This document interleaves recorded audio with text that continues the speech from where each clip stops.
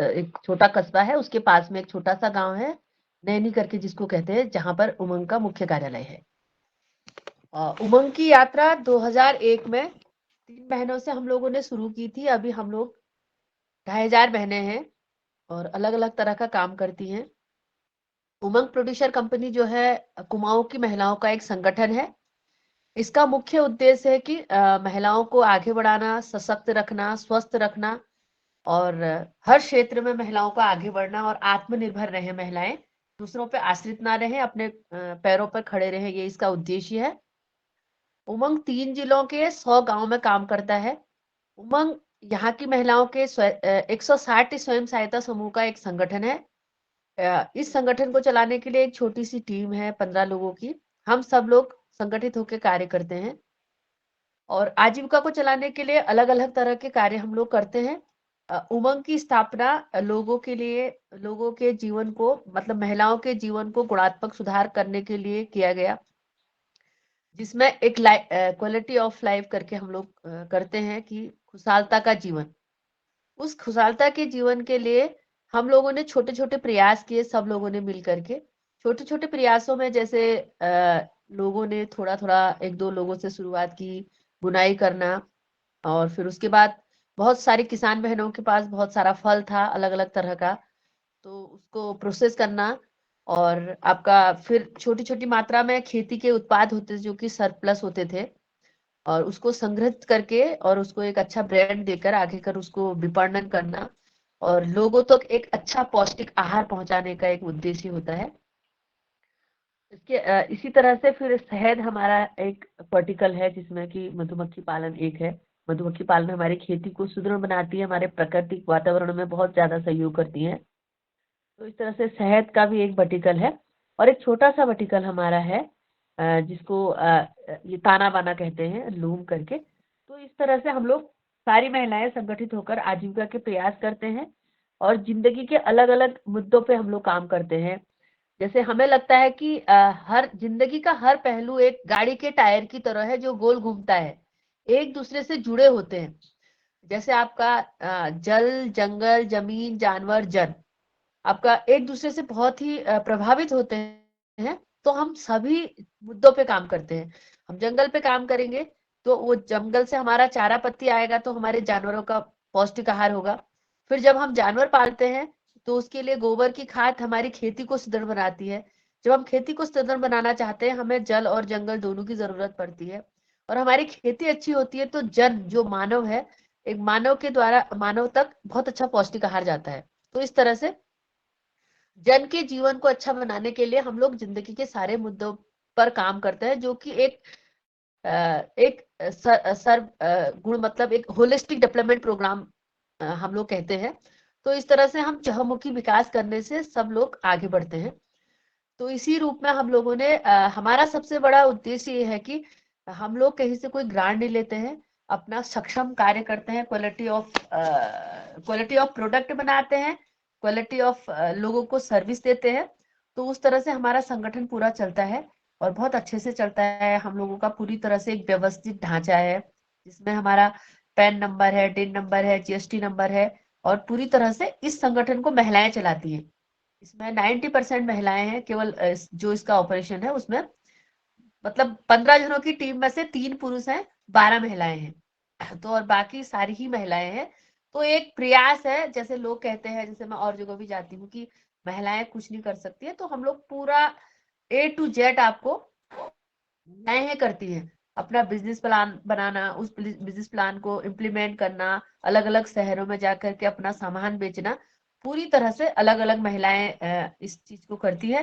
क्योंकि उमंग को चलाने के लिए इन्हीं किसान महिलाओं में से, बुनकर महिलाओं में से, ये आपका खेती का काम करने वाली महिलाओं से, जो महिलाएं पढ़ी लिखी हैं या अपना योगदान दे सकती हैं या बहुत अच्छा उत्पाद उगाती हैं, उन्हीं में से वार्षिक आम सभा में एक चयन होता है। जो चयन 3 साल के लिए होता है, तो बोर्ड ऑफ डायरेक्टर होते हैं, तो 3-3 साल में वो बोर्ड ऑफ डायरेक्टर रिन्वल होते हैं। और जो लोग बहुत अच्छा कर रहे होते हैं वो आगे भी जाते हैं, जो अपना टाइम देना चाहते हैं।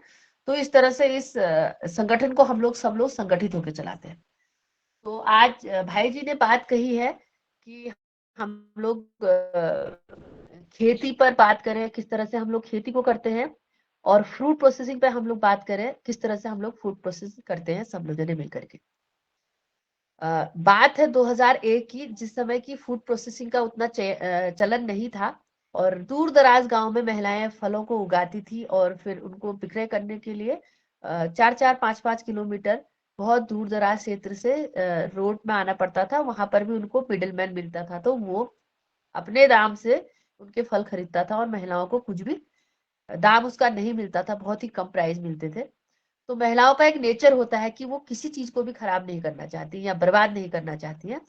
तभी भी महिलाएं उतने दूर से आकर के 2 रुपया 2.5 रुपये किलो प्लम को बेचती थी, क्योंकि उनके पास कोई ऑप्शन नहीं था कि वो कहीं और जाकर के उस सामान को बेच सके, उस सामान का अच्छा मूल्य प्राप्त कर सके।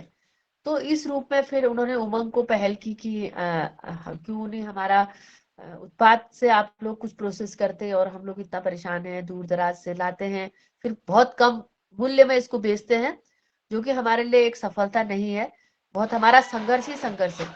तो इस तरह से हम लोग फिर एक छोटा सा प्रयास किए, एक 125 किलो आम के अचार से और एक प्रोसेसिंग यूनिट के लिए, जो कि काफी सफल रहा। सब बहनों ने उसको बनाया, फिर उसके बाद उसको बेचने में भी हम लोग सफल रहे। तो इस तरह से एक आशा की किरण आई कि हम लोग अगर इस तरह से करेंगे तो हमारा अच्छा रहेगा और इससे सबको फायदा होगा। फिर हम लोगों ने एक उस समय एफपीओ करके होता था, आज एफएसएसआई करके है, तो उसका रजिस्ट्रेशन कराया यहाँ की महिलाओं ने, और फिर हम लोगों ने अपना प्रोसेसिंग स्टार्ट किया। तो प्रोसेसिंग में हमने फर्स्ट में आम का अचार से शुरू किया। अभी हमारे पास 20 प्रोडक्ट है प्रोसेसिंग में। फिर हम लोगों ने एक चीज की, हम लोगों ने कि हम लोग एक घड़ा होता है ना जिसमें से हम लोग निकालते हैं और डालते नहीं है तो वो खाली हो जाता है। हमने फिर उसमें प्रयास किए, हम लोगों ने पूरा जो भी हमारे पास बची हुई जमीन थी उसको सैचुरेट किया, उसमें फलदार पौधे लगाए। ऐसे पौधे लगाए हमने, जो पौधे यहाँ पर उग रहे थे वो तो लगाए लगाए, जो पौधे यहाँ पर नहीं होते थे वो पौधे भी हमने लगाए। जैसे कीवी एक बाहर देश का पौधा है, हमने 2007 में कीवी लगाया। तो कीवी के साथ में महिलाओं ने बहुत अच्छा काम किया, उस पौधों की अच्छी देख रेख की। तो अभी हमारे पास टनों के हिसाब से कीवी पैदा होता है, जो कि आप जानते ही हैं। कीवी के बारे में सभी लोगों ने सुना होगा। ये फल जो है बाहर से इंपोर्टेड होता है, और लेकिन हमारे फल, हमारे जो यहाँ का कीवी है वो बहुत गुणवत्ता का होता है, क्योंकि हम लोग हाई एल्टीट्यूड में रहते हैं जिसमें जैविक खाद पड़ती है और आपका बहुत शुद्ध वातावरण में पैदा होता है। तो वो बहुत ही अच्छा होता है। लेकिन होता क्या है कि यहाँ पर मार्केट अच्छा नहीं मिलता है, क्योंकि हमारे प्लांट्स के फल का हमारे फल से कंपैरिजन करते हैं तो वहां पर क्या है कि यूरिया में बहुत ज्यादा प्रोडक्शन है, और हमारा जो जैविक है उसमें प्रोडक्शन कम होता है। तो उनके रेट के हिसाब से और या उत्पादन के हिसाब से, पैकिंग के हिसाब से यहाँ के किसानों को कम उसका बेनिफिट मिलता है, यानी मूल्य मिलता है। तो उस तरह से फिर उमंग ने 2012 से कीवी का जैम बनाना शुरू किया, और उस कीवी को ताजा भी बेचना शुरू किया। ताजा कीवी आपका रक्तचाप के लिए, हाई ब्लड प्रेशर के लिए, हाई शुगर के लिए, सभी चीजों के लिए बहुत अच्छा है। तो उस तरह से हम लोगों ने कीवी का जैम भी बनाना शुरू किया। और अभी फिर हमें लगा कि उतनी मात्रा में हम लोग जैम नहीं बेच पा रहे, तो अभी हम लोग फ्लेक्स भी उसका बनाते हैं। तो दोनों तरह से ये सब बेचते हैं। तो इसी तरह से हमारे बहुत सारे प्रोडक्ट हैं। जैम में आपका एप्रिकॉट जैम है, प्लम जैम है, कीवी जैम है, और आपका मामलेट है, और गुआवा जेली है। इसी तरह से जेलियां हमारी है, अमरूद की जेली है, आपका एप्पल एंड पेयर जेली है, और अचार है बहुत सारे, हरी मिर्च का अचार है, लहसुन का अचार है, और आपका आम का अचार है। तो इस तरह से अचार है। और फिर चटनीज है बहुत सारी, जैसे खुमानी की चटनी है, प्लम की चटनी है, आम की चटनी है, टमाटर की चटनी है। तो इस तरह से काफी उत्पाद हम लोग बनाते हैं, जो कि बहुत ही मैनुअली बनाते हैं महिलाएं। यहाँ की जो आसपास की गांव की महिलाएं हैं, बहुत अच्छा वातावरण करके। हमारे पास एक प्रोसेसिंग यूनिट है जिसकी कैपेसिटी 50 टन है। तो वहां पर महिलाओं की 15 जनों की टीम है, 2 सुपरवाइजर हैं, तो वो लोग इस ऑपरेशन को पूरा करते हैं। पहले हम लोग साल में बिजनेस प्लान बनाते हैं। हमारे जितने भी 5 वर्टिकल में काम होता है, पांचों वर्टिकल का बिजनेस प्लान बनाते हैं। बिजनेस प्लान बनाने के बाद उसको इम्प्लीमेंट करते हैं, महीने महीने में जो भी उत्पाद आएगा, और फिर उसको छोटे छोटे भाग में व्यवस्थित करते हैं। जैसे आपका हमने पिछले साल हमने 2000 किलो प्लम का जैम बेचा है, तो इस साल भी हम लोग 2000 से थोड़ी बढ़ के प्लान बनाएंगे और उसमें पूरी तरह से हमारे पास डेटा रहता है कि हम लोगों ने अगर 2000 प्लम का जैम बेचा तो कौन कौन सी क्वांटिटी में बेचा, 250 ग्राम में कितना बोतल बेचा, 500 में कितना बेचा। इस तरह से हम लोग पूरा उसको व्यवस्थित करके उसका प्रोडक्शन प्लान करके प्रोडक्शन करते हैं महिलाओं के साथ मिल करके। और काश्तकारों को यही ट्रेनिंग दी जाती है कि आप लोग फल को एकदम तैयार होने दीजिए, ताकि वो मतलब उसका हम लोग नेचुरली सब कुछ करते हैं, ना कोई प्रिजर्वेटिव डालते हैं और ना कोई कलर डालते हैं। तो जो फल का कलर होता है वही हमारे जैम जेली में आता है, अचार में आता है, तो वो एक बहुत ही सुंदर लगता है।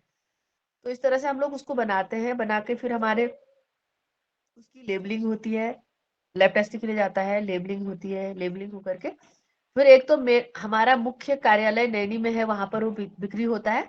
उसके अलावा उत्तराखंड की बहुत सारी एरियाज हैं जिनमें हमारा सामान वितरण होता है। लगभग उत्तराखंड में 32 शॉप्स हमारी है जिसमें हम लोग इस सामान को वितरण करके फिर वहां से विपणन होता है। जैसे मुक्तेश्वर एरिया हमारी पूरी एक है, कौशानी एक है, अल्मोड़ा एरिया एक है, देहरादून एरिया है। तो इस तरह से छोटी छोटी दुकानों में हम लोगों ने रखे हैं, नैनीताल एरिया एक है। फिर उसके अलावा भी हम लोग जैसे रेस्ट ऑफ इंडिया में भी इसको बेचते हैं, क्योंकि हमारा ऑनलाइन वेबसाइट है। तो वेबसाइट के माध्यम से हमारे पास छोटे छोटे ऑर्डर आते हैं। सारा ही सामान हमारा वेबसाइट पे है, स्वेटर से लेकर के हिम खाद्य से लेकर के फ्रूट फ्रोजन से लेकर के छोटी छोटी। अगर हमारे पास एक 250 ग्राम की भी बॉटल आती है तो हम अलग अलग जगह तक उसको कोरियर के माध्यम से, पोस्ट ऑफिस के माध्यम से, डिलीवरी के माध्यम से पहुंचाते हैं। उससे लोगों को पता चलता है और बहुत अच्छी चीज खाने को मिलती है। तो हमारे कस्टमर भी रिपीटेड होते हैं, वो लोग इसको पूरा से लाइक करते हैं।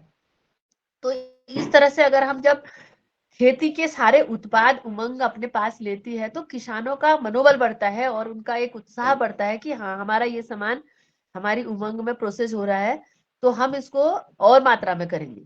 तो उससे क्या होता है, खेती को बढ़ावा मिलता है, क्योंकि आजकल की खेती करना बहुत ही संघर्ष का विषय है। आप जानते हैं जंगली जानवरों का बहुत प्रहार है, जो कि इस समय बहुत ही ज्यादा है। देखिए आप, सुअर इतने मात्रा में है, बारहसिंगा इतना मात्रा में है, बंदर आपकी इतने मात्रा में है, और जो छूटी हुई गाय है जिनको कोई देख रेख नहीं कर रहा, वो गायें इतनी मात्रा में है।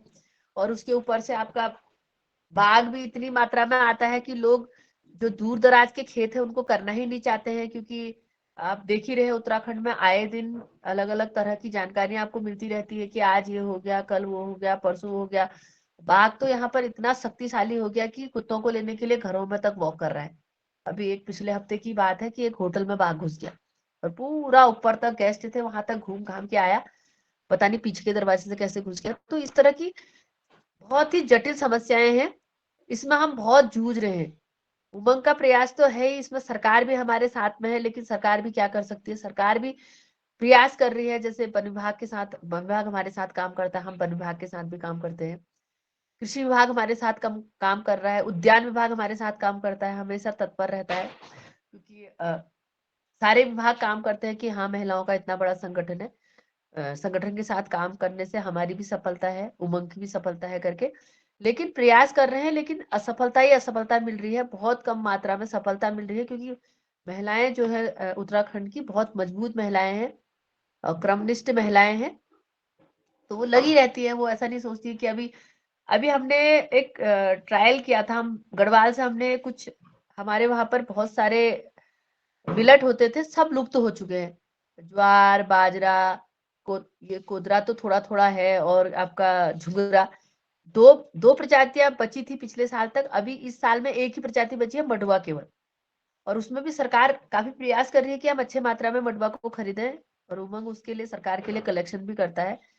लेकिन क्या है कि ये सब चीजें लुप्त होते जा रही हैं, तो बहुत सारे कारण हैं कि ये लुप्त हो रही है। हमारी खेती, हमारी वर्षा, ग्लोबल चेंजिंग, ग्लोबल वार्मिंग, काफी चीजें, लेकिन फिर भी महिलाएं इसमें प्रयास कर रही हैं। लेकिन आगे को जो है बहुत अच्छा उज्जवल भविष्य नहीं दिखता है इसमें। प्रयास करने की ही जरूरत है कि हम कैसे इसको प्रयास करें करके, लेकिन पर महिलाएं कर रही हैं, लेकिन मुश्किल है बहुत ज्यादा। और डर इस बात का है कि जिस दिन महिलाएं पूरी तरह से खेती से हट जाएंगे तो मानव समाज का क्या होगा, क्योंकि जो भी हम लोग, हमारा जीवन है, हम लोग जो भी खाएंगे वो किसान से ही हमारे पास आएगा। और किसान को रिस्पेक्ट करना, किसान को एक अच्छा मूल्य देना, किसान को बढ़ावा देना बहुत ही जरूरी है। क्योंकि आप जानते ही हैं किसानी के बगैर कुछ नहीं है, और आज के दिन में किसान बहुत संघर्ष कर रहा है। किसान जो किसानी कर रहे हैं उनके लिए बहुत अच्छी सेवाएं या बहुत अच्छे मूल्य या बहुत अच्छा प्रयास किसी का भी नहीं है। किसान का बेटा का बच्चे का स्कूल में पढ़ना, बहुत अच्छी जीवन शैली को अपना पाना बहुत मुश्किल काम है। तो फिर भी किसान लोग करते हैं, क्योंकि अपना अपना इंटरेस्ट होता है, क्योंकि लोग सोचते हैं कि हम लोग इसको ना जोड़ें क्योंकि धरती हमारी माँ है, अगर हम इसको बंजर छोड़ेंगे तो बहुत मुश्किल हो जाएगी। और इसी तरह से लोग कॉस्ट ऑफ प्रोडक्शन की तरफ जा रहे हैं। जब हम खेती की बात करें, खासकर उत्तराखंड की खेती की बात करते हैं, तो हमारे लिए बहुत ही संघर्ष है। जो उसकी मेंटेनेंस कॉस्ट है वो उसकी प्रोडक्शन कॉस्ट से बहुत ज्यादा है। तो मेंटेनेंस कॉस्ट ज्यादा है और जो उससे हमको आउटपुट मिल रहा है वो बहुत कम है। तो ऐसी स्थिति में तो और संघर्ष बढ़ जाता है। तो लोग बहुत बार ऐसा सोचते हैं क्या मिल रहा है इस खेती को करके, क्यों करनी है खेती, कुछ फायदा तो है नहीं, कुछ मिलने वाला तो है नहीं, हमें जेब से ही देना है। लेकिन पर क्या है कि बहुत सारे लोग होते हैं बोलते हैं जब तक जीवन है तब तक हम लोग खेती करेंगे। तो ऐसे संघर्ष में उमंग तो खेती कर ही रही है, लेकिन संघर्ष बढ़ता जा रहा है, क्योंकि खेती कर रही है उमंग। आज भी उमंग लगभग साल का 50 लाख का बिजनेस करती है केवल खेती के खाने का सामान का, और 40 लाख का बिजनेस करती है फूड प्रोसेसिंग का, ऐसे हालातों में भी। लेकिन संघर्ष बढ़ते ही जा रहा है क्योंकि पलायन ज्यादा बढ़ चुका है। पलायन यहाँ से लोग होते जा रहे हैं, क्योंकि उत्तराखंड में ऊपर पहाड़ी एरिया में खेती के साधन बहुत कम है। तो खेती के साधन में बहुत कम होने की वजह से लोग सोचते हैं कि अभी हमें क्या करना चाहिए, नौकरी करनी चाहिए, नौकरी से थोड़ा सीधे पैसा आएगा, कोई संघर्ष नहीं है। अगर हम महीने भर में कुछ काम करते हैं तो काम करने से महीने के अंत तक हमको कुछ ना कुछ मिलेगा करके, इस तरह से। और ऐसी स्थिति में भी लोग कर रहे हैं। ऐसा नहीं कि उद्यान विभाग अगर पेड़ वितरण कर रहा है तो लोग पेड़ों को भी उगा रहे हैं, उसकी देखभाल भी कर रहे हैं, टाइम टाइम पे छटाई कटाई भी कर रहे हैं, संगठित होकर बंदरों को भगाने का काम भी कर रहे हैं, संगठित होकर सुअरों को भगाने का काम भी कर रहे हैं। जो भी उनके कहने हो पा रहा है वो करते जा रहे हैं, हार नहीं मान रहे हैं। लेकिन फिर भी जो है, मतलब अगर इसकी कॉस्ट निकालें और उसमें से जो आमदनी निकालें वो उसकी मात्रा में बहुत कम है। तो लोग रह रहे कर रहे हैं, उमंग भी इसके लिए प्रयास करते रहता है। जैसे अभी वन विभाग के पिछले 1 महीने की बात है, लगभग हमारे इसी एरिया में 1 हफ्ते के अंतर्गत 8-9 जानवर मार दी। मतलब कहीं गाय मार दी, कहीं बकरी मार दी। अब कुत्ता, कुत्ते तो खैर उतनी गिनती में भी नहीं होते, कुत्ते मार दिए। फिर हम सब लोग मिल करके उमंग के प्रयासों के साथ में रंजर ऑफिस में गए, रंजर साहब से मिलने के लिए। रंजर साहब ने जो हमारी मदद हो सकती थी रास्ता बताया कि ऐसे ऐसे ऐसे ऐसे हम लोग कर सकते हैं। और फिर हमारे जो भी मुआवजे थे, मुआवजों के लिए हमें बहुत दिक्कत आती थी, तो उन्होंने फिर अपना जो टीम होती है वो टीम को भेजा। सारी महिलाओं के 8-9 महिलाओं के मुआवजे रजिस्ट्रेशन करवाए, मुआवजे दिए और देने का प्रयास किया। और फिर उन्होंने फिर काफी, जैसे महिलाओं को संघर्ष होता है, जंगलों में घास काटने जाती है या कहीं पर भी होती है, तो उन्होंने कहा कि हम एक काम करते हैं, आपका वन्य जीव सप्ताह चल रहा है, उमंग के साथ हम कार्यशाला करेंगे।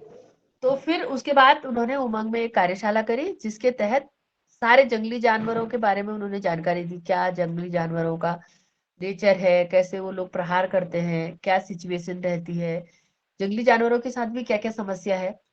हम लोग जंगली जानवर तो कहते ही हैं सभी लोग कि जंगली जंगली जानवरों ने, हम भी कह रहे हैं, लगातार कहते हैं, अलग अलग जगहों पे भी कहते हैं कि जंगली जानवरों ने ये कर दिया वो कर दिया।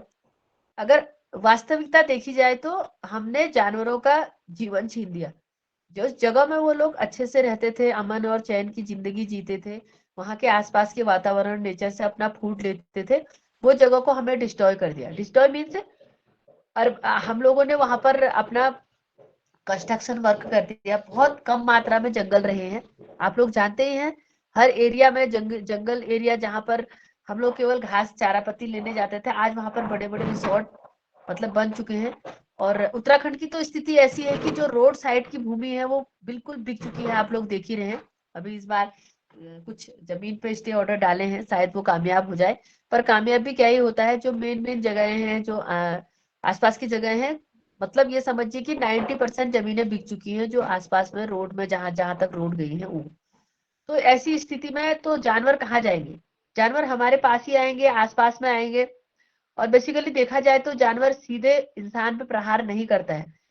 उसकी मजबूरी रहती है, या बहुत दिनों से भूखा होगा, या उसको कलर ब्लाइंडनेस हो गई होगी, या कोई मुश्किल और से वो जूझ रहा होगा, या उसके बच्चे कहीं उससे अलग हो गए होंगे, या कहीं जंगलों में आग लगने से उसका परिवार उससे बिखर गया होगा। ये सब चीजों की वजह से जंगली जानवर हमारे घरों की तरफ आते हैं, हमारी खेती की तरफ आते हैं, हमें नुकसान देते हैं। तो इस तरह से जानकारी लेकर हम लोग कोशिश करते हैं कि हमें किस तरह से संगठित होकर जंगलों में जाना है, अपना चारा पत्ती लेने के लिए, घास लेने के लिए, कैसे हमें अपने जीवन को सफल बनाना है, जानवरों को कैसे हमें चारा दे करके, गोबर की खाद की पैदावार, हर चीज को करके। तो इस तरह के संघर्ष उमंग के काफी रहते हैं। और अलग अलग टाइम पे आपका हम लोग प्रयास करते रहते हैं। जैसे आपका कृषि विभाग भी हमारे साथ में रहता है, हॉर्टिकल्चर भी हमारे साथ में रहता है। तो अलग अलग तरह से हम लोग इस तरह से उमंग के छोटे छोटे प्रयासों से संगठित होकर हर तरह के प्रयास करते रहते हैं। और फिर अलग अलग जगहों पे जहां पर भी उमंग को बुलाया जाता है, उमंग जा करके इस तरह की जानकारियां देती है। और जिस तरह के उमंग के प्रयास हैं, छोटे छोटे ट्रायल हैं, अलग अलग गाँव में, अलग अलग कस्बों में, अलग अलग खेती के छोटे छोटे क्लस्टर में। तो इस तरह से अन्य जगह से भी उमंग के लिए विजिट करने लोग आते रहते हैं। जैसे अलग उत्तराखंड के हर राज्य से अभी तक उमंग को काफी लोग विजिट कर चुके हैं, क्योंकि उसका एक जो तरीका है, उसका जो एक मॉडल है, वो बहुत ही अच्छा है। जैसे हम लोग जैविक खेती पे काम करते हैं, उसका हमने पीजीएस प्रमाणीकरण करा रखा है। अभी गवर्नमेंट के साथ भी हम लोग प्रमाणीकरण करने में लगे हैं, क्योंकि हमें एक्सपोर्ट करना है सामान। हमारा जो भी सामान है उसको एक्सपोर्ट भी हमें करना होता है, क्योंकि हम चाहते हैं कि पूरी दुनिया में ये सामान जाए। और जो हम जैसे हमारा काफी मात्रा में सामान पैदावार होता है, तो अगर जैसे हमने 100 गांव में काम कर रहे हैं उमंग, तो हम चाहते हैं कि और गांव में भी हम लोग काम करें। और आए दिन उमंग के पास डिमांड आते रहती है कि दीदी आप यहाँ पर हमारा संगठन बनाइए, हमारे पास हल्दी है, या हमारे पास फ्रूट है, या और है। तो इस बार इस तरह से हमने एक एक्सेस के द्वारा थोड़ा सा एक प्रयास किया, क्योंकि आटा और बड़ा नींबू बहुत है, प्रोसेसिंग में हम 20 आइटम तो कर ही रहे हैं। तो माल्टा और बड़ा नींबू बहुत होने की वजह से उससे हमने थोड़ा सा एक प्रयास किया है कि हम लोग कैसे उसका जूस बनाएं। और जूस में भी हम लोग प्रयास कर रहे हैं कि हम लोग प्रिजर्वेटिव ना डालें। तो इसलिए हमारे पास एक चुनौती है। हम लोग ऐसा कार्य कोई भी नहीं करते हैं जिससे प्राकृतिक नुकसान हो और मानव का नुकसान हो। ऐसा नहीं कि अपना खूब बिजनेस कर रहे हैं तो हम लोग इसको इसमें प्रिजर्वेटिव डाल करके इसको पूरा साल भर रख कर बेचें। तो इस तरह से अभी हमारा प्रयास चल रहा है। और बाकी फ्रूट का भी हम लोगों ने एक ड्रायर, 2-3 ड्रायर लिए हैं। तो ड्रायर में हम लोग कोशिश कर रहे हैं कि हम लोग कैसे इसको लंबे समय के लिए हम लोग कर सकते हैं, क्योंकि लहसुन हमारा कुछ महीने रहता है, उसके बाद लहसुन हमारा खराब हो जाता है। तो इस तरह से हम लोगों ने प्रयास किया है कि लहसुन का फ्लेक्स बनाए हम लोग। फ्लेक्स बनाने से जैसे आप पानी के साथ भी उसको ले सकते हैं, तड़का भी आप लगा सकते हैं, पौष्टिक आहार के साथ हम उसको यूज करते हैं। और उसी तरह से हमने एक गार्लिक का फ्लेक्स भी तैयार किया है। उसमें क्या है कि हमारा गार्लिक का फ्लेक्स तैयार किया है, पाउडर भी हमने तैयार किया है कि लोग जैसे कामकाजी महिलाएं रहती हैं, उनको समय नहीं हो पाता है, तो वो अपना इस फ्लेक्स को यूज करें, पाउडर को यूज करें। तो अलग अलग जगहों में हमारा प्रयास चल रहा है। जैसे अभी हैदराबाद हम लोग गए थे, मुंबई में हमारा जाता है, मंगलौर में हमारा जाता है, बहुत सारे बड़े बड़े शहरों में, क्योंकि आसपास के लोगों को तो लगभग खुद ही से करते हैं। तो ऐसे अलग अलग क्षेत्र में जाते हैं, तो बहुत अच्छा प्रयास है। तो हम लोग इसी तरह से हमारा स्ट्रॉबेरी आती है, स्ट्रॉबेरी का फ्लेक्स बनाया हुआ है, कीवी का फ्लेक्स बनाया है। एक हमारे वाइल्ड दाड़िम होता है, वो दाड़िम पहले से ऐसी बेकार जाता था, अभी हम उस दाड़िम को भी सुखा करके उसका पाउडर बनाते हैं, उसकी चटनी भी बनती है, और अन्य चीजों में भी उसको यूज करते हैं। तो इस तरह से हमने उसका भी प्रयास किया है। जो खेती पाती में हमारा है, लगभग हमारे 30 to 35 उत्पाद होते हैं, जो कि छोटी से छोटी चीज जो है, और जो बड़ी मात्रा में होती है वो चीज भी हम लोग इन्वॉल्व करते हैं। जैसे बहुत तरह के आटे हमारे पास हैं, 5 तरह के आटे हमारे पास हैं। आपका सोयाबीन का आटा है, चौलाई का आटा है, कुट्टू का आटा है, और आपका मडवे का आटा है, और मक्के का आटा है। और उसी तरह से मसाले हमारे पास मसालों में जितने भी मसाले उत्तराखंड में पैदा होते हैं सारे हैं हमारे पास। हल्दी, मिर्ची, धनिया, जखिया, मेथी, भंगीरा, सब, राई, जितने भी मसाले हमारे यहाँ पर होते हैं उतने मसाले हम लोग सारे अपने ब्रांड में जोड़े हुए हैं। और फिर इसी तरह से दालें हमारी हैं, जैसे यहाँ की बहुत अच्छी और पुरानी दाल है, कुल्थ जिसको कहते हैं पूरे देश भर में, हम लोग गहत बोलते हैं उसको। गहत की दाल है, भट की दाल है, और आपका मूंग की दाल है, राजमा की दाल है, सोयाबीन है। तो ये सारी दालें हमारे पास रहती हैं जो कि जैविक है। और उसके बाद आपका इसी तरह से सारी चीजें हम लोग जोड़ते रहते हैं। आपका जो भी मतलब नई चीज आती है या लोगों ने उगाई, वो चीज को हम जोड़ते रहते हैं। तो पूरी जैविक के लिए हमारा बहुत अच्छा प्रयास रहता है। तो यहाँ पर जो भी आसपास की एरिया के लोग हैं वो जैविक फूड के लिए उमंग जाना जाता है। जैसे आपका पूरा जो रानीखेत के आसपास की हाई प्रोफाइल रेंज है, और वो हमारे उमंग के हमेशा कस्टमर रहते हैं जो कि उमंग से लेना चाहते हैं। फिर हमारे यहाँ पर सोयाबीन की पैदावार बहुत ज्यादा मात्रा में होती थी, और जो सोयाबीन के मूल्य है वो मार्केट में भी बहुत कम होते थे और यहाँ पर भी उसका बहुत ही कम मूल्य होता था। हम लोगों ने प्रयास करे, अपने किसान बहनों बहनों को समझाया कि सोयाबीन बोने से क्या लाभ है और आपको क्या नुकसान है। और आप अगर इस खेती को दूसरी में कन्वर्ट करें, जैसे कि हमने तिल में कन्वर्ट किया, तो हमने काला तिल और सफेद तिल उगाना शुरू किया। तो बहनें इस चीज को समझते हुए बार बार उनकी कार्यशाला करने से उन्होंने एक प्रयास करा, छोटी छोटी मात्रा में उन्होंने पहले उगाना शुरू किया। तो अभी वो पूरा तिल की खेती करती है। तो फिर जब तिल की खेती करी तो तिल की मात्रा भी बहुत ज्यादा हो गई। तो फिर हम लोगों ने बेचने में सोचा कि हम उतना तिल नहीं बेच पा रहे हैं, तो फिर हमने उसका कोल्ड प्रेस मशीन लगाया यहाँ पर। तो हम लोग तिल का ऑयल भी निकालते हैं, सरसों का ऑयल भी निकालते हैं। आपका एप्रिकॉट होता है, जो एप्रिकॉट का ऑयल भी हम लोग निकालते हैं, क्योंकि एप्रिकॉट जैम हमारे वहाँ बनता है, चटनी हमारे वहाँ बनती है, तो उसकी गुठलियां होती है, उससे हम एप्रिकॉट ऑयल भी निकालते हैं। तो इस तरह से ऑयल भी हमारे वहां से काफी निकलता है। और लगभग हम लोग चावल हमारे वहाँ होता है लाल वाला, लाल धान का चावल होता है, उसको हम लोग उखली में कूट करके बहुत अच्छा उसका चावल निकलता है, जो कि स्वास्थ्य के लिए बहुत ही महत्वपूर्ण होता है। तो इस तरह से चावल का भी हम लोग वर्णन करते हैं।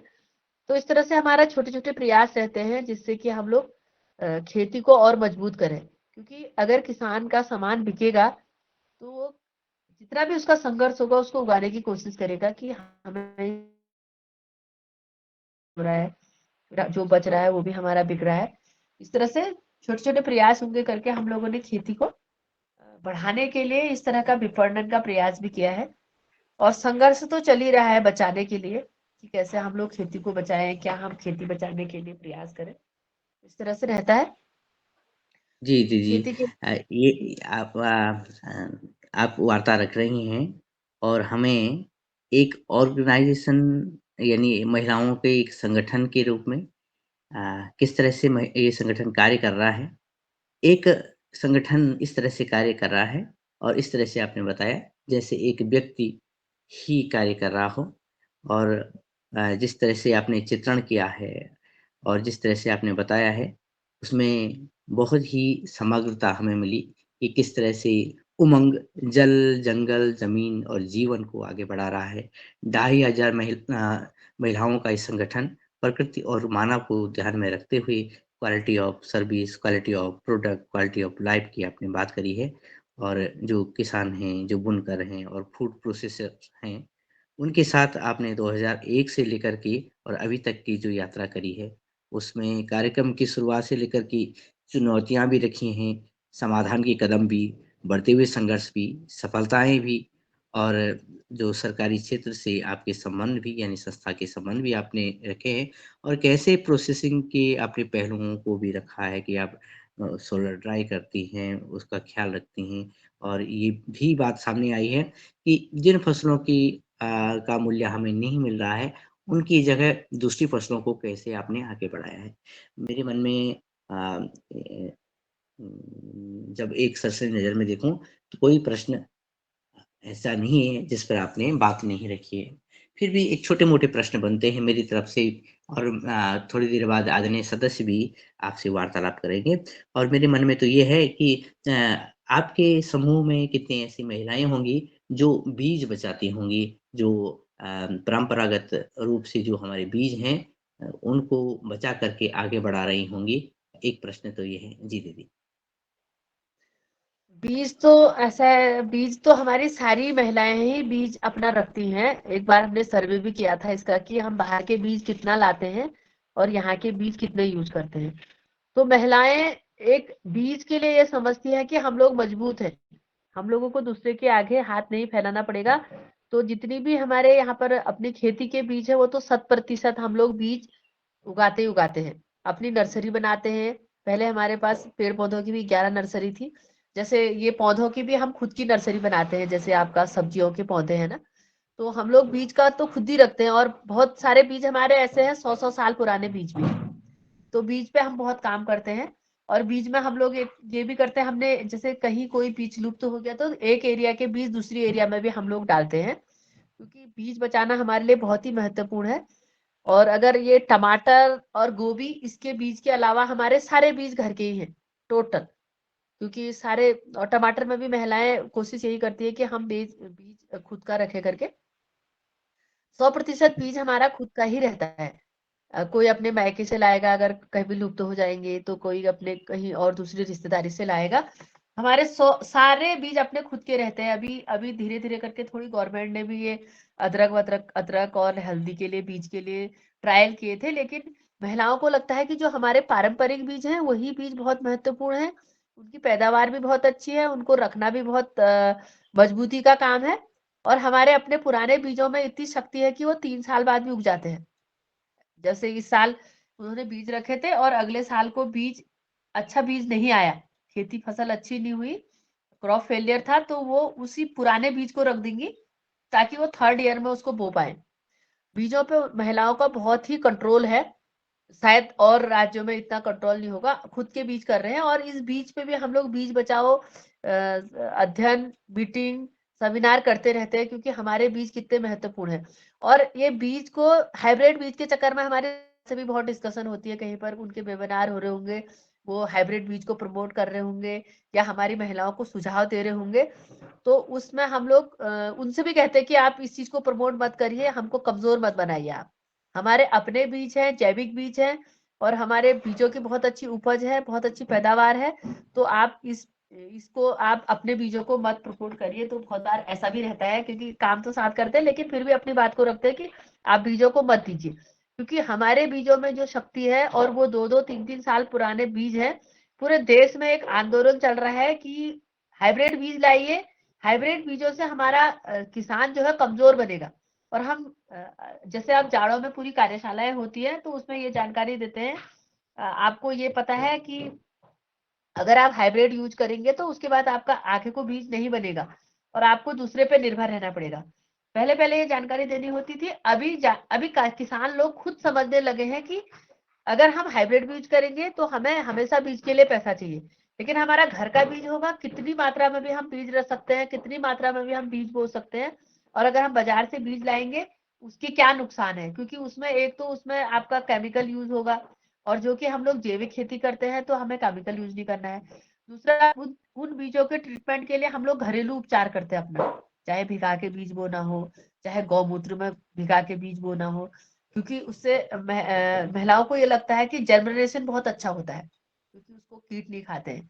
तो इस तरह से बीजों के ऊपर बहुत काम है, और महिलाएं जो कर भी रही हैं। और लेकिन जो पुरानी महिलाएं हैं, जैसे कभी बहुएं कहती है कि ये बीज में उनके खेत में बहुत अच्छा हो रहा है, या ये बीज किसी ने बोया है, तो महिलाएं कहती नहीं, बीज हम अपना ही बोएंगे। और बीज बीज जो बनाने की शैली है वो बहुत अच्छी है उनकी। बीजों को जो स्टोरेज, भंडारण का प्रक्रिया है वो भी बहुत अच्छी है, क्योंकि वो इस तरह से भंडारण करती है नेचुरल पद्धति से, अपना किसी बर्तन में रख करके, फिर उस बर्तन को गोबर और मिट्टी से पूरा सील करके, ताकि उसके अंदर एयर न जाए, कोई कीट न जाए। और उसमें जो अंदर बीजों में अलग अलग तरह के, जैसे अखरोट के पत्ते हमारे वहां होते हैं, बीतन के पत्ते होते हैं, ऐसे पत्तों को उसमें डालती हैं, या गोबर की राख बनाकर डालती हैं, जिससे कि उसका बहुत ही अच्छा मतलब ट्रीटमेंट रहता है, और वो बीज खराब नहीं होता है। और बीजों को चुन चुन करके, जैसे सासें हैं तो अपनी बहुओं को सिखाती हैं कैसे हम बीज चुन चुन के रख सकते हैं, किस तरह से हमें बीज बनाना चाहिए।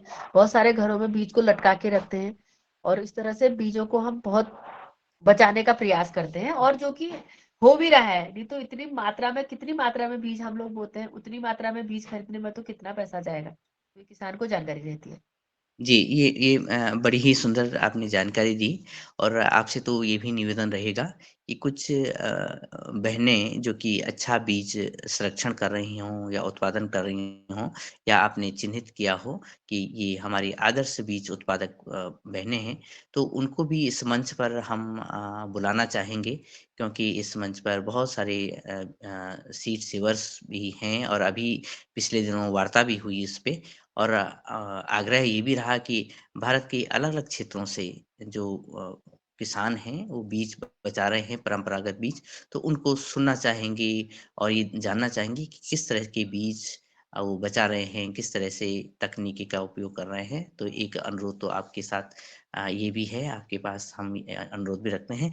दूसरा ये एक प्रश्न ये भी कि क्योंकि एक बड़ा संगठन अ, के साथ आप कार्य कर रहे हैं और ये बहुत ही स्मूथली ये कार्य आगे बढ़ रहा है सफलता के साथ और आप जहाँ हैं वो भी सुरम्य रमणीय क्षेत्र है और अभी जो श्रोतागण, जो सदस्य आपको सुन रहे हैं, वो भारत के अलग-अलग क्षेत्रों से, अलग-अलग क्लाइमेट ज़ोन से सुन रहे हैं।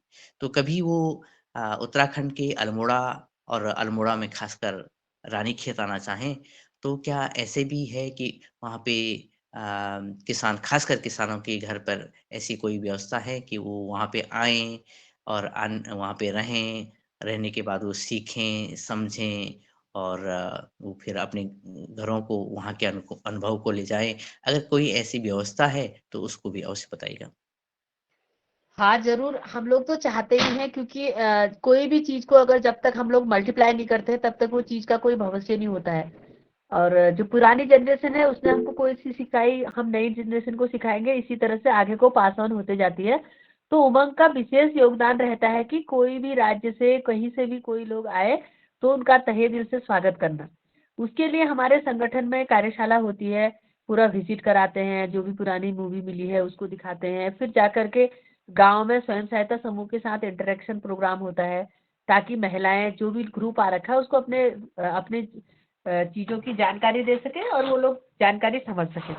तो इसके लिए हम लोगों ने यहाँ पर हमारा होम स्टे प्रोग्राम चलता है, लगभग हमारे 30 से 35 घर ऐसे हैं, जिसमें कि हम लोग बाहर के आगंतुकों को रुकते हैं और वो पूरे परिवार की तरह भोजन करते हैं, उनके साथ रहते हैं और बहुत कम उसका प्राइस रहता है।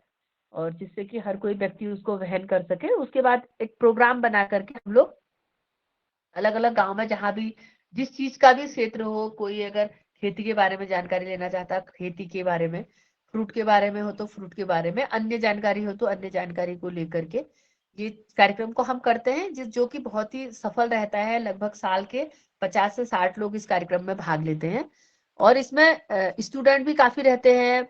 बाहर के 7-8 देशों के स्टूडेंट रहते हैं जो कि इंटर्नशिप अप्लाई करते हैं, यहाँ पर सीखते हैं। और इस भारत के भी बहुत सारे 10-11 कॉलेजेज हैं जो कि यहाँ पर इंटर्नशिप के रूप में आते हैं और अन्य राज्यों से भी जैसे अन्य लोग होते हैं, अडर लोग होते हैं जो कुछ कार्य में जुड़े होते हैं या कोई अध्ययन कर रहे होते हैं या कोई संगठन को चला रहे होते हैं और वो उसको और अच्छा बनाना चाहते हैं या कुछ सीखना चाहते हैं, उस तरह के लोग भी यहाँ पर रहते हैं। तो इस तरह से हमारा प्रयास रहता है। पिछले साल तो झारखंड से यहाँ पर लोग आए थे, कम से कम 35 लोग थे सृजन संस्था से। मई मई में 4-5 दिन का उनका प्रोग्राम था, बहुत अच्छा रहा, अच्छा लगा उन लोगों को। तो इस तरह से लोग हमसे बातचीत करते रहते हैं और आते जाते रहते हैं और हम लोग उनका कोशिश करते हैं कि वो लोग इतनी दूर से आए हैं अपना समय निकाल करके, तो यहाँ पर करते हैं और उसके लिए हमारी एक फीस रहती है। एक तो होम स्टे का जो खर्चा है वो रहता है, उसके अलावा ऑर्गेनाइजेशन में भी जो इन लोगों को गाइड करता है, पूरा कार्यशाला देता है, पूरा दिखाता है और अपना पूरा समय लगाता है, उसकी भी एक फीस होती है। तो ये कार्यक्रम हमारा चलते रहता है। अगर आप में से भी कोई आना चाहे तो आपका स्वागत है। हमारी मेल आईडी है, उस पर आप मेल करके हम लोग उससे बातचीत कर सकते हैं और उसके आगे का प्रोग्राम को हम लोग तय कर सकते हैं। निश्चित ही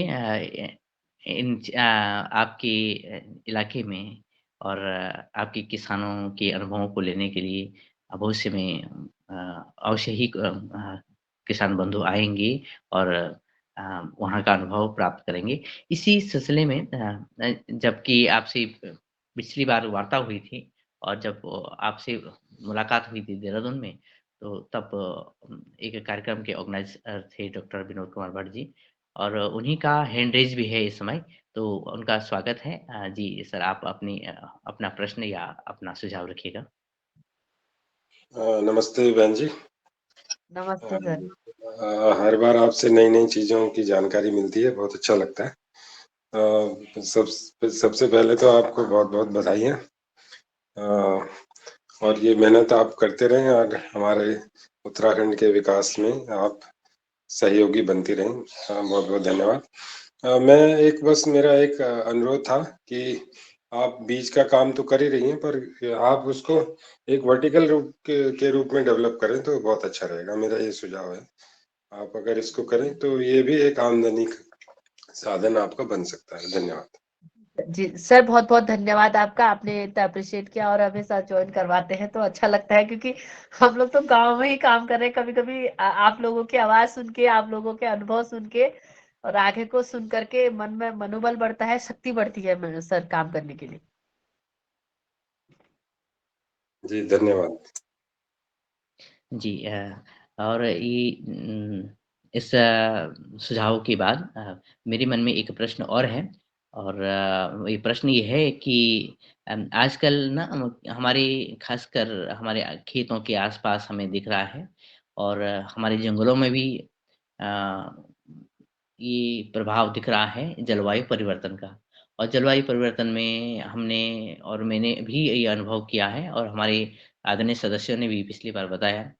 मेरा अनुभव ये रहा कि जो बुरांश था वो समय से कई महीने पहले खिलने लगा है। वहीं काफ़ल है उसमें भी जो फूल की प्रक्रिया है या काफ़ल लगने की प्रक्रिया है, फल लगने की प्रक्रिया वो भी आगे बढ़ गई है।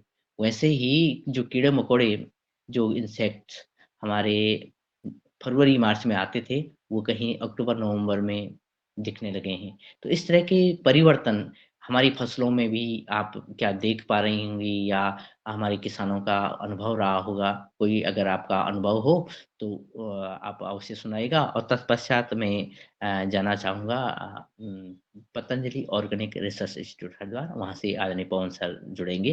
पहले मैं आदरणीय दीदी आपके पास आ रहा हूँ।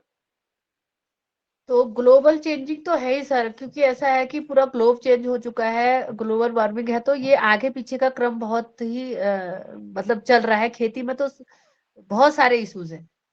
जब बारिश होनी होती है तब होता नहीं है, जब हम बीज बोते हैं तो वो बीज देर में होता है, फिर उसके बाद या फिर उसमें बहुत जल्दी फ्लावरिंग होगी तो वो फ्लावरिंग उस तरह से नहीं होती जिस तरह से होनी होती है।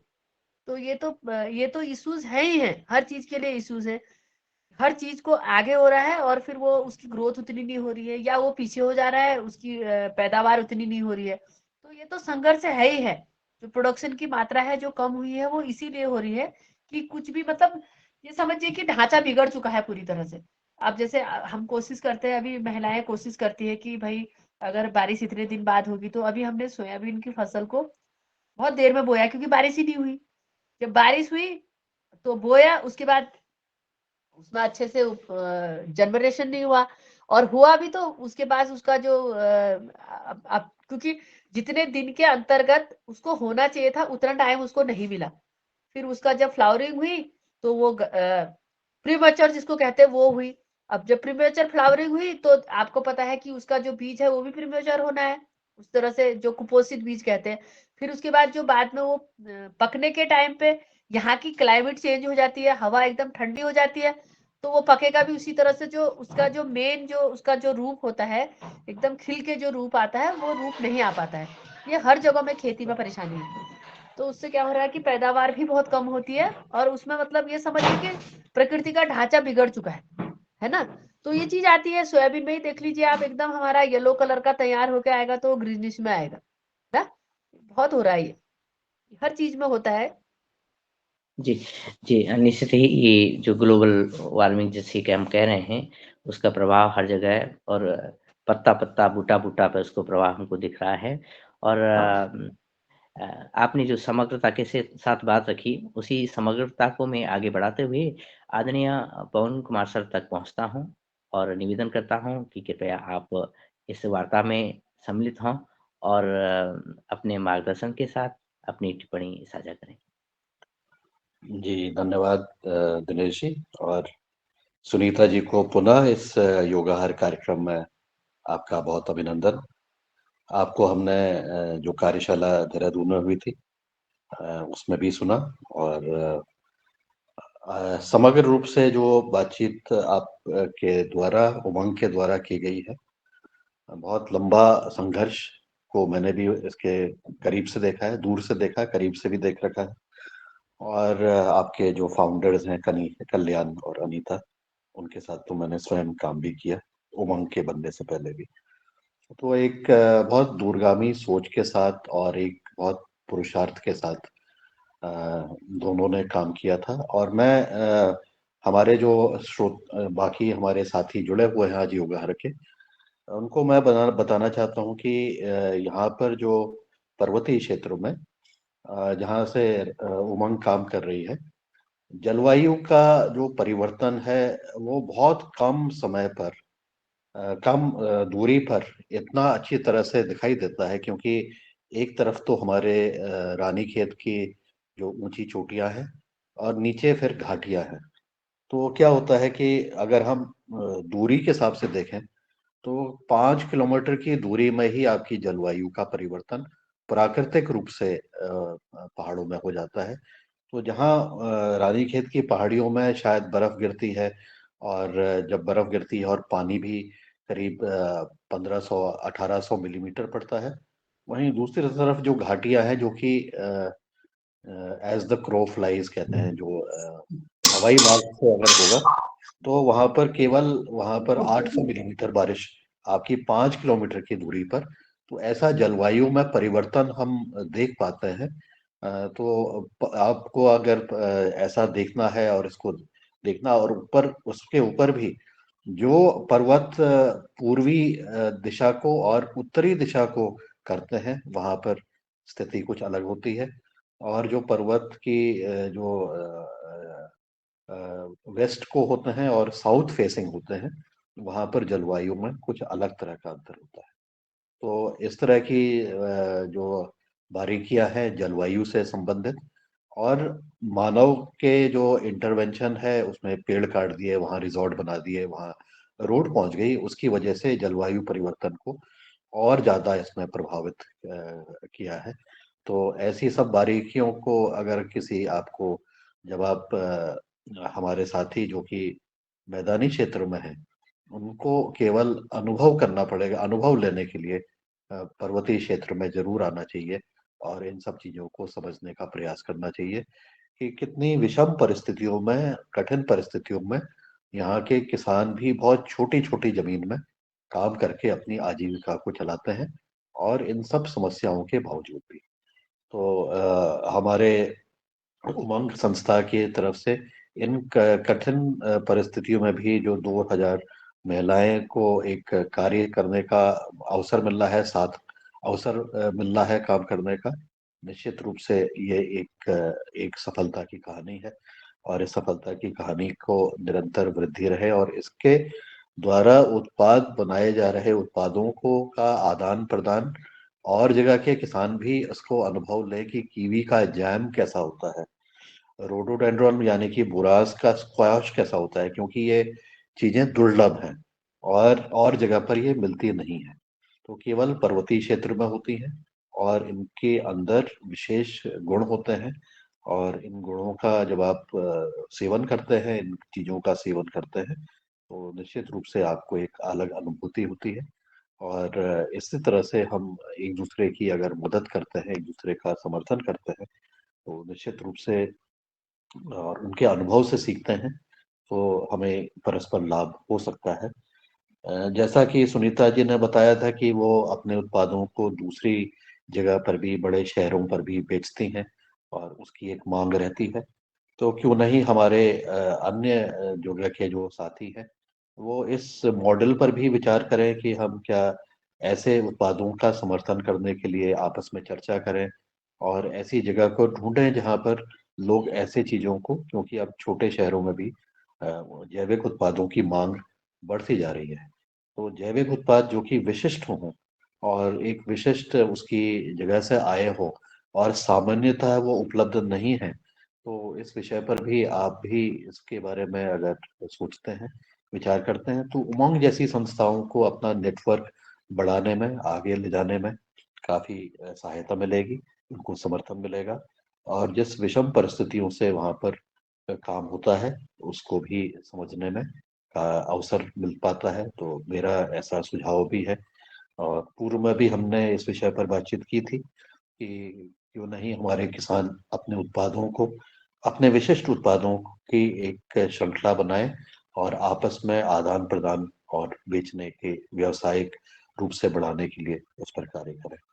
ये एक सुझाव के रूप में है, और धीरे धीरे जब इसके बारे में हमारी सोच आगे बढ़ती है और हम कार्य आगे करते हैं, तो हो सकता है कि इसका एक लाभ सबको मिले और एक अनुभव साथ ऐसे करने का, समर्थन देने का अनुभव हम साथ लेकर के आगे बढ़े। तो सुनीता जी को आज बहुत बहुत बधाई। और बहुत सुंदर जगह है रानीखेत, वो एक बहुत सुंदर जगह है, वहाँ पर मंदिर भी बहुत सुंदर है, और विशेष बात यह है कि रानीखेत में कुमाऊं रेजिमेंट का कार्यालय है। तो पूरा मिलिट्री एरिया है जहाँ पर की ऊपर वाली जगह है, और यहाँ पर आपके जो कुमाऊं का और उत्तराखंड का और मेरे ख्याल से पर्वतीय क्षेत्रों के लिए चौबटिया गार्डन के नाम से पहला उद्यान यहाँ पर स्थापित हुआ था सरकार के द्वारा, अंग्रेजों के द्वारा। उसमें सेब की कई सारी वैरायटी, कई सारी, मेरे ख्याल से 100 से ज्यादा वैरायटी होंगी, मुझे ध्यान नहीं है, उतनी वैरायटी का यहाँ पर सबसे पहले ही शुरुआत यहाँ पर हुई थी। तो ऐसी विशिष्ट जगह है और बहुत सुंदर जगह है, और ये प्राकृतिक सुंदरता बहुत अच्छी है। और यहाँ पर से जो हिमालय की जो रेंज दिखती है वो भी अद्वितीय हुई है, और विशेषकर जाड़ों के महीनों में जब ये हिमालय के आप दर्शन करते हैं वहां से, तो अपने आप में ही एक बहुत ही अद्भुत है। मेरा सुनीता जी से अनुरोध रहेगा कि जब उनको मौका मिले तो ऐसी रेंज की आप फोटो खींच करके हमारे साथ भी शेयर करिए, जिससे कि हमारे यहाँ के जो साथी है योगाहर के, वो भी उसका दूर से अभी दर्शन कर लें, और वो भी प्रेरित हो सके कि वो ऐसी द्वितीय जगह को आए और यहाँ पर अनुभव लें, स्वास्थ्य लाभ भी लें, और यहाँ के कार्यों को देख करके कुछ उत्साहित होकर के वापस अपने घरों को जाएंगे, वापस अपने क्षेत्र में जाएंगे। तो पहाड़ों की एक विशेषता को भी हम आगे ले जा सकते हैं, और उसके ऊपर भी कुछ कार्य हो सकता है। जी, मैं अपनी वाणी को विराम देता हूँ, और बहुत बहुत आपको शुभकामनाएं, सारी उमंग टीम को शुभकामनाएं, आपके सारे प्रयासों को बहुत बहुत अभिनंदन। नमस्कार सर, आपका बहुत बहुत शुक्रिया, बहुत बहुत धन्यवाद। आपने तो मेरे मन की बात छीन ली कि किस तरह से हम लोग उमंग को शामिल कर सकते हैं, क्योंकि यही प्रयास हम लोगों के रहते हैं। और हमारा एक बहुत अच्छा योगाहार में हर्बल टी है सर, कैमोमिल टी करके, उसको हम लोग इन्वॉल्व कर सकते हैं। और आप चाहे अपने उससे करें तो हम उसको सप्लाई कर सकते हैं। और चीज तो है ही है, लेकिन वो एक चीज है कि योगा आहार में उसको इन्वॉल्व किया जा सकता है। जैसे तुलसी की चाय है, कैमोमिल टी है, ये दो चीजें तो इमीडिएटली हो ही सकती है। बाकी चीजों को फिर देखते हैं कैसा होता है करके। और आपने इतना चाहा, इतना हमारे लिए प्रयास आपने बोला, बहुत ही अच्छा लगा सर। और आप मुझे हेलो करके भेजिएगा, जिसमें कि मैं हिमालय की बहुत सुंदर फोटो मेरे पास है, मैं भेजूंगी आपको, क्योंकि मैं एंजॉय करती हूँ हिमालय को। अभी दिख रहा है सामने में, पूरी रेंज दिखती है यहाँ से, हाथी पर्वत से लेकर के पंचाचूली तक बहुत सुंदर हिमालय दिखता है सामने, मुकुट जैसा। तो ये हमारा सौभाग्य है यहाँ पर रहने के लिए और यहाँ पर ही कुछ कार्य करने के लिए, तो इसको हम अपना गौरव समझते हैं। जी जी, बहुत बहुत शुभकामनाएं, बहुत बहुत धन्यवाद जी, नमस्कार। जी, ये सुंदर सुझाव रहा, और हिमालय की जो आभा है वो संभवतः आज ने सभी सदस्यों तक पहुँचती हो। और जब आदरणीय पवन सर बात कर रहे थे, और जब आदरणीय दीदी जी ने बाद में उत्तर भी दिया, तो तब मुझे गोपाल बाबू गोस्वामी जी की वो पंक्तियाँ भी आती हैं कि जय जय हो बद्रीनाथा, जय काशी केदारा, जय जय हिमालय। और इसी गाने में पंचच जी जी जी स्वागत। जय जय हिमाला, असमरी तू खिचड़ी खानी, देवी देवी को भोग लगानी, इनो दिनो माँ। तो ये सुंदर गीत हम आपसे बार-बार सुनें और बार-बार हिमालय के दर्शन करें और आप जो भी उत्पाद वहाँ बना रही हैं वो हमारे भारत एक भर में एक फैलें। दो जी, लाइन और है। स्वागत जी, जी आप बोलिए। ठंडो रे ठंडो मेरी पहाड़े की हवा, ठंडी पानी ठंडो ठंडो, काड़ गधेरा ठंडा ठंडा, उच नीच डाना ठंडा ठंडा, ठंडो रे ठंडो मेरी पहाड़े की हवा, ठंडी पानी ठंडो ठंडो। बहुत सुंदर जी। और ये जो आपने गीतों के साथ अपनी बात रखी है और उससे पहले ये भी कहा है कि आप हर्बल टी भी बनाते हैं, तो जब अधिक ठंडा हो तो हम हर्बल टी का भी स्वाद लें, आनंद लें, ऐसा भी संदेश आया है। इसी क्रम में आदरणीय उमा शंकर प्रसाद जी आपका हैंड रेज़ है।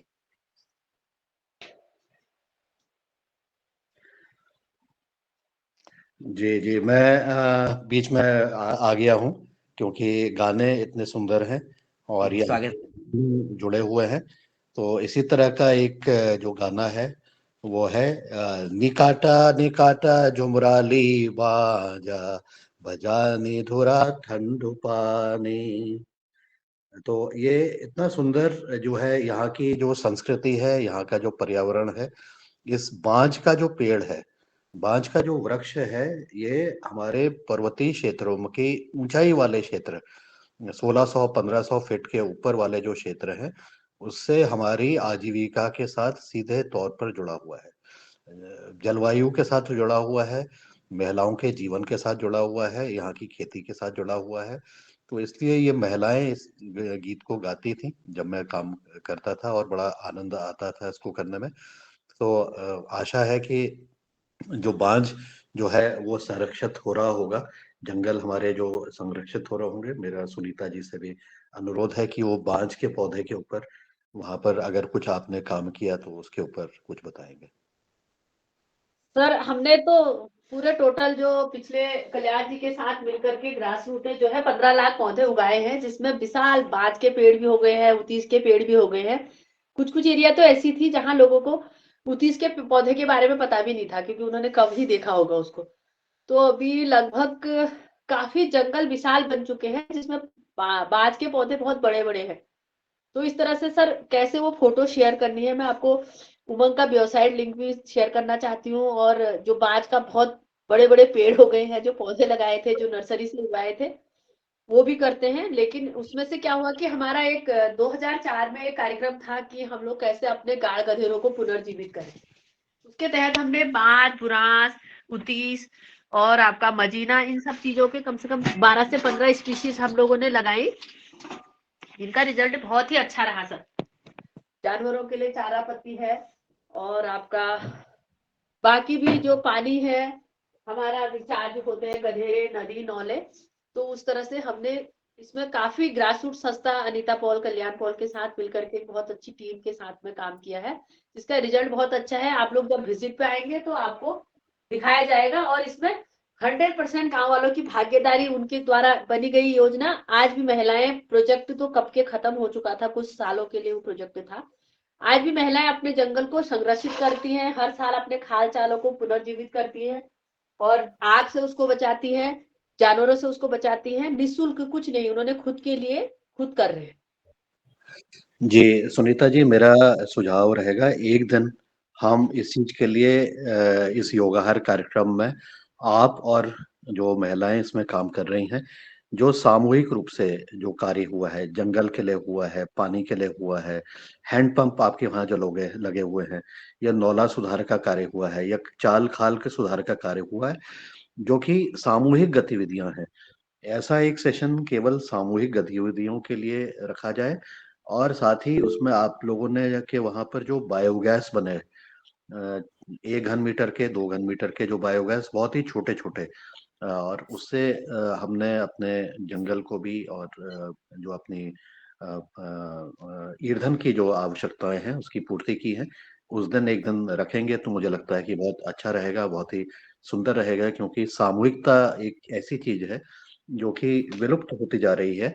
लेकिन आप लोग क्योंकि उमंग के माध्यम से और ग्रासरूट के माध्यम से ऐसे जुड़े हुए हैं, तो एक सामूहिक मुद्दों पर बातचीत करना मुझे लगता है कि बहुत जरूरी है कि इसका कैसे हमने किया और कैसे हम इस चीज को आगे लेकर के सफलतापूर्वक इस अंजाम तक ले पाए हैं।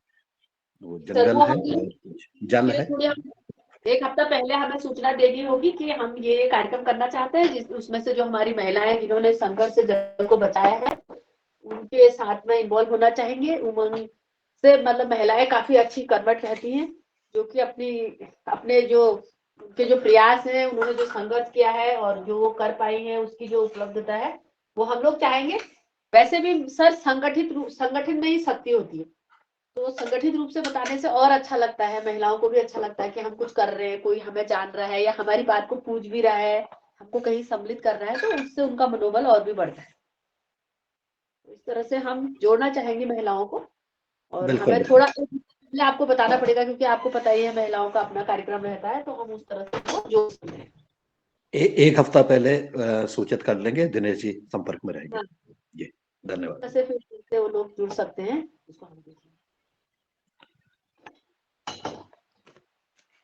जी, निश्चित ही अब एक सप्ताह पहले हम आपसे वार्तालाप कर लेंगे इस संबंध में और इसी क्रम में कि जबकि हम अ, समय को भूलना चाहते हैं, क्योंकि वार्ता ही ऐसी हो रही है कि हम हिमालयी वादियों से और महिलाओं के इतने अच्छे कार्यों से आगे बढ़ रहे हैं। लेकिन कुछ प्रश्न भी हैं और आदरणीय प्रणाली मराठी जी समुद्र तट हमारे कोंकण क्षेत्र से, महाराष्ट्र से हैं। जी, आपका स्वागत है। प्रणाम, सदन को सादर वंदन। आज का मार्गदर्शन सुनीता बहन का बहुत अच्छा हुआ, प्रेरणास्पद हुआ। महिलाओं को आगे बढ़ने के लिए वो जो अथक प्रयास कर रही है, उसके लिए बहुत बहुत वंदन प्रणाम। और मुझे तो लगता है कि बहुत सारे महिलाओं को सुनीता दीदी से प्रेरणा लेनी चाहिए, गांव-गांव बसाने चाहिए। इसलिए मेरा प्रश्न नहीं है। मुझे तो लगता है कि ऐसे महिलाओं को के ग्रुप बनाकर उनको सुनीता दीदी से मार्गदर्शित करना चाहिए, जिससे ये जो गांव उजड़ रहे हैं वो गांव फिर से बच जाएंगे और हमारी धरती माँ सुजलाम सुफलाम बनेंगी। यही विचार मन में आया। ओम प्रणाम। जी, जी, ये सुंदर विचार है और जबकि अब आपकी सरकारी सेवा के भी कुछ वर्ष हैं और तत्पश्चात आप सक्रिय रूप से जो सामाजिक क्षेत्र से जुड़ने वाले हैं, यानी तो इसमें भी बड़ा अच्छा रहेगा, आपका स्वागत है। और इसी क्रम में आदरणीय रमेश चंद मेहरा जी, आपका हैंड रेज़ है, कृपया। जी ओम, सदन युवराज को नमन। आज की योग कक्षा बहुत अच्छी रही और जो आदरणीय प्रणाली जी ने कहा है वही मेरा भी विचार था। मेरा विचार ऐसा है कि जब इनकी जो आदरणीय पवन सर ने जो कहा है कि इनका जो है एक अलग से ही ऐसा कार्यक्रम हो, तो ये योगाहार की बात तो ठीक है, पर ये जो कार्यक्रम है जैसे एक हफ्ता पहले तय होता है, तो इसको निश्चित रूप से दोपहर में किया जाए। और चूंकि पूरे देश में स्व सहायता समूह बने हुए हैं और हम अलग अलग क्षेत्र में रहते हैं, तो उन बहनों से बात करके और इन स्व सहायता समूह की बहनों को यदि इससे जोड़ा जाएगा तो निश्चित रूप से उनको प्रेरणा मिलेगी। मैदानी क्षेत्र में जो स्व सहायता समूह बने हैं वो केवल पैसे इकट्ठे कर रहे हैं, ब्याज ले रहे हैं और इस तरह का कोई बड़ा काम दिखाई नहीं पड़ता। हाँ, ये जरूर है कि जो क्षेत्र जैसे बहन जी ने बताया है, ये जो या हमारे यहाँ पर भी जो मतलब मैदानी क्षेत्र में उतना काम नहीं हुआ है जितना कि पहाड़ी क्षेत्र में काम होता है। वहाँ संस्कृति ऐसी होती है कि वहाँ पर परंतु मैदान में, परंतु इनकी बात सुनकर के निश्चित रूप से यदि कोई बहनें प्रभावित हों, आगे की चीज को बढ़ाए तो ज्यादा उपयोग होगा, ऐसा मैं अनुरोध करता हूँ। जी ओ।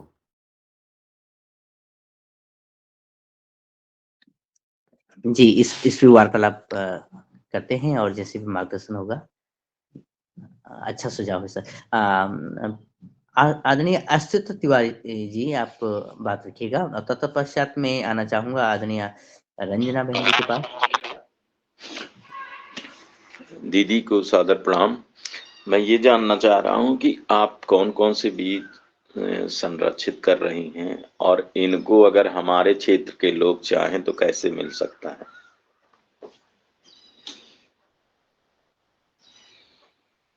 हेलो, ये सवाल मेरे लिए है? हेलो जी।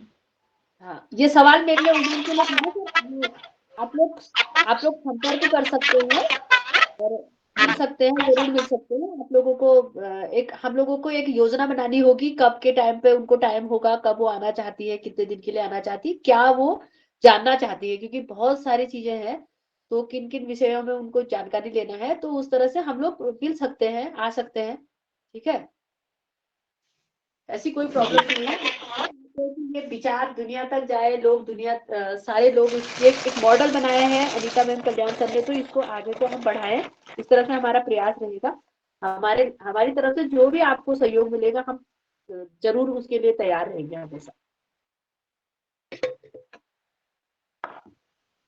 जी जी दीदी, निश्चित ही अभी तो ऑनलाइन वार्तालाप की भी बात हो रही है कि आने वाले समय में कभी ऑनलाइन वार्तालाप तो योगाहार में होगी और कभी दिन के समय में भी ऐसा हो, ऐसा भी अनुरोध आया है। इस पे भी वार्तालाप और का समय का अनुरोध है, ये बहुत ही कंफर्ट और बहुत ही मतलब सफलदायक रहेगा, क्योंकि आप जानते हैं महिलाओं के लिए सुबह का समय बहुत ही वो रहता है, काम में बिजी रहता है। सुबह उठ करके महिलाएं अपने पशुओं को देखती हैं, दूध निकालती हैं, बच्चे स्कूल जाते हैं, तो ये जरा सुबह के टाइम थोड़ा सा मुश्किल रहता है। अगर दिन के टाइम में हम इसको करेंगे तो ये सफल और ज्यादा सफल रहेगा, ज्यादा से ज्यादा बहनें इसको सुन भी पाएंगी, ज्यादा से ज्यादा बहनें इसमें भाग भी ले पाएंगी। जी जी धन्यवाद दीदी। और इसी क्रम में आदरणीय डॉक्टर रोशन लाल राउत सर, आपका हैंड रेज है। जी ओम, सदन को सादर प्रणाम। निश्चित रूप से चर्चा बहुत सुंदर समय चल रही है। बहन जी से मेरा एक दो सवाल थे। हम लोगों ने जो रानीखेत का नाम सुना था, तो मैं एक पोल्ट्री में एक डिसीज हुई थी रानीखेत बीमारी के नाम से, उसी नाम से उसका वैक्सीन बना है, तो इसी से हमने सबसे पहले रानीखेत को समझा था। तो पहला सवाल ये था कि बहन जी, क्या अभी भी आपके यहाँ मुर्गियों का, पोल्ट्री का कैसा है? क्योंकि वहां पे अच्छी संख्या रही होगी, तभी ये बीमारी उस तादाद में आई होगी जिससे महामारी फैली। दूसरा एक प्रश्न था कि जो आप लोग तिल और दूसरी फसलें जिनसे कि आप जिनको आप तेल निकाल रहे हैं, तो कुछ जैसे तिल है तो इनको आप वैल्यू एडिशन में ले जाकर, जैसे इनकी मिठाई या दूसरे जो उत्पाद हैं, उस तरह की चीजें अगर तिल से बनाएंगे तो आप लोगों को मेरे ख्याल से थोड़ा प्रॉफिट ज्यादा होगा और आपको बेचने में भी दिक्कत कम होगी, क्योंकि इनमें ड्यूरेशन बढ़ जाएगा, स्टोरेज बढ़ जाएगा। जी सर, आपका बहुत अच्छा सुझाव है। इस साल से हम लोग तिल के लड्डू के लिए प्रयास कर ही रहे हैं, और वो आपका कहना बहुत अच्छा है, उसके लड्डू बनाने से हमें अच्छा रहेगा, हम इसको इन्वॉल्व करते हैं। अभी तक हमने तिल के लड्डू नहीं बनाए हैं। अच्छा सुझाव है आपका। और रानीखेत बीमारी तो सर बहुत साल पहले की है, उस समय मुर्गी की मात्रा वास्तव में ज्यादा रही होगी। अभी छोटे छोटे मात्रा में लोग पालते हैं, 20-25 इससे ज्यादा नहीं पालते हैं, और अभी भी होता है मुर्गी पालन यहाँ पे। बहन जी, क्या इस पे भी आपका एनजीओ कुछ काम कर रहा है? क्या आप लोग उसके लिए कुछ आप लोग किया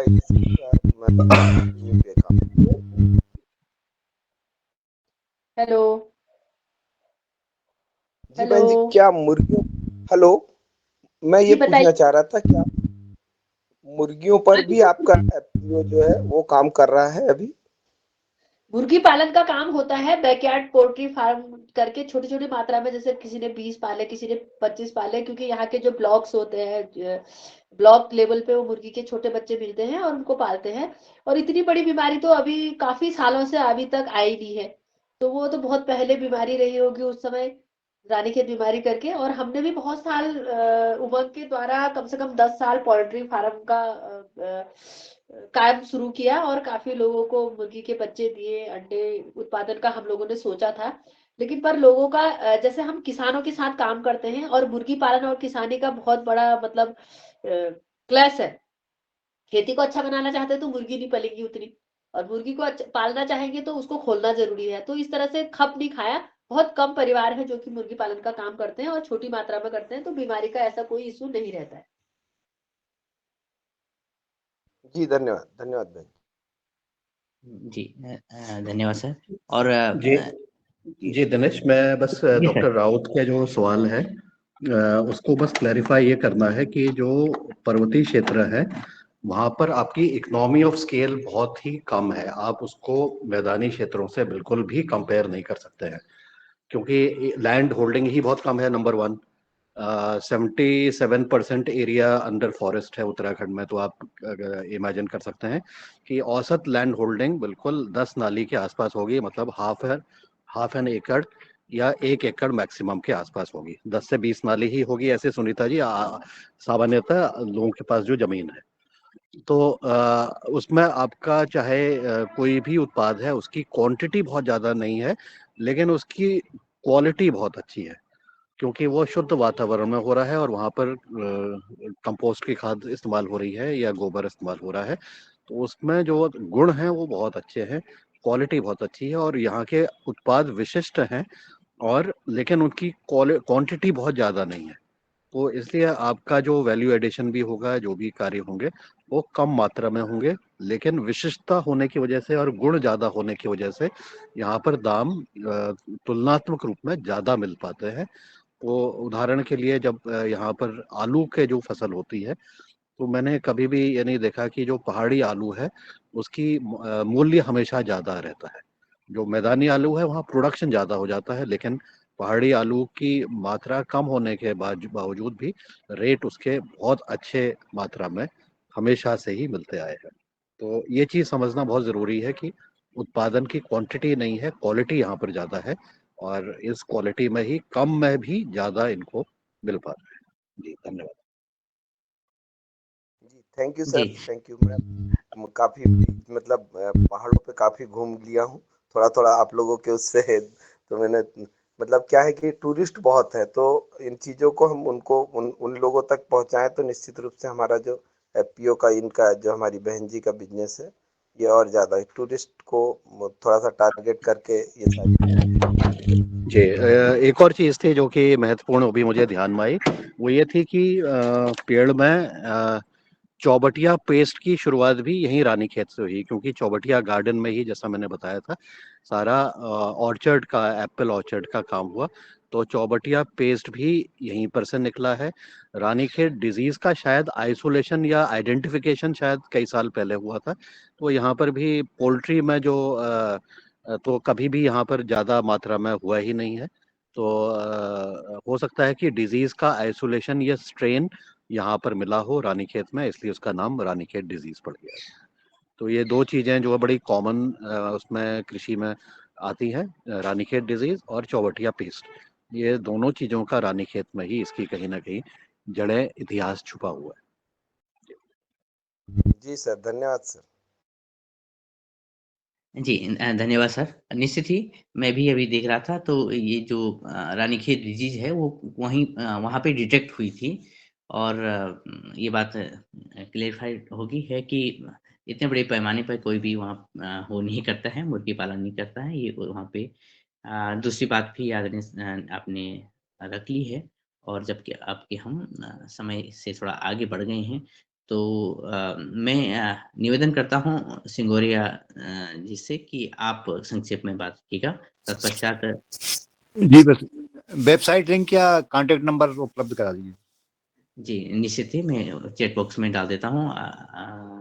और साथ में ही आदरणीय रंजना बहन जी से निवेदन कि आज अपनी वार्तालाप जो हुई है उसमें आप अपनी वार्ता अपनी तरफ से जो बात रखना चाहें, और साथ में आज की इस सत्र को संपन्न करने की भी कृपा करें। बहुत बहुत धन्यवाद आदरणीय दिनेश जी। जी आदरणीय भाई साहब, क्योंकि मैं पर्दे के पीछे कौन है मैं समझ नहीं पाता। क्या है, परसों जो है ज्यादा शोर शराबा हो रहा था, उसको होस्ट की लिंक से जोड़ना अति आवश्यक हो जाता है, जिससे हमारे जो व्यवहार में जो बात संवाद होता है वो सुनाई दे सके। आज के हमारे योग शिक्षक आदरणीय आलोक यादव जी छतरपुर से थे, जिन्होंने योग कराया, उनका बहुत बहुत आभार।